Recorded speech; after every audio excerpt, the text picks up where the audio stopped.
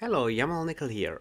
Have you ever had this happen to you? You expect something to be a certain way, but then you find out, wait, that's not how it works? Today I want to talk about pretty much the same situation.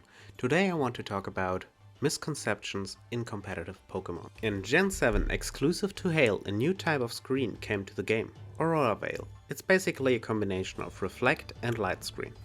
People went wild about it, and you were able to see it everywhere in competitive. But the one question everyone had was, does it stack with reflect and light screen? At first people thought the answer was yes, because you were able to set up both, and as such the mechanic was implemented in Showdown. Later it was discovered that even though you could do that, the damage calculation did not stack these effects, so damage only got reduced once.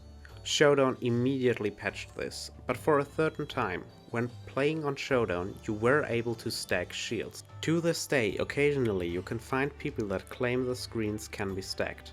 Believe me, I did play someone that claimed that before, and he just wouldn't listen. Unfortunately, the only thing they're stacking are free turns for their opponent. Misty Terrain, one of the 4 terrains introduced in the 6th generation of Pokemon. Though they were introduced in Gen 6, people only became aware of them in Gen 7, thanks to the Tapus and their search abilities. Each of the terrains boosts the power of attacks with their respective types. Or do they?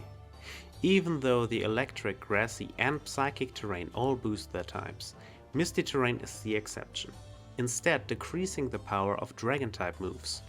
In fact, I had this misconception myself for a while. Though I knew of its other effects like the dragon type reduction. It just seemed logical at the time. Looking at the other terrains, I don't think this conclusion is too out there. But well, Misty Terrain does in fact not boost fairy type moves.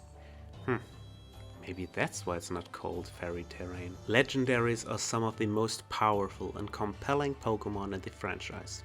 They have some of the highest stats on the game, and are able to deal with whole teams on their own. A full team of legendaries is the strongest team you can get. Or is it? Okay, listen. Legendaries are certainly strong, but just like all other Pokemon, they are not created equally. More legendary than you think aren't even close to be overpowered Pokemon, like the original Regis, Articuno or Calyrex.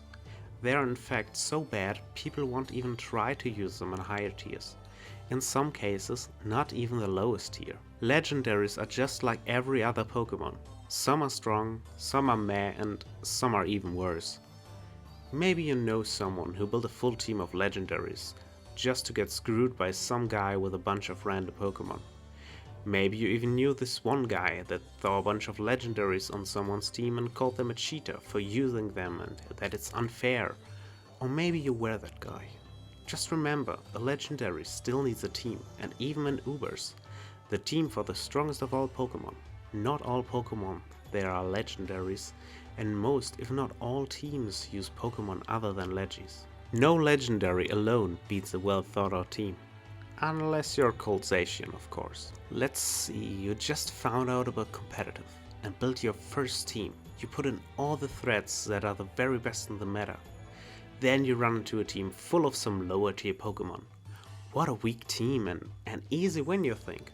Right after that, you get swept by your opponent's weak team. If you're a new player, it's not a rule that any team needs to use the high tiered Pokemon in it. In competitive, that's not the point. Something far more important is balance. Each team has to be composed of Pokemon that work good together. You can look at it like that. Pokemon with higher tier are the easiest to incorporate in a team, cause they are good. But this doesn't stop a Pokemon from lower tiers to perform great.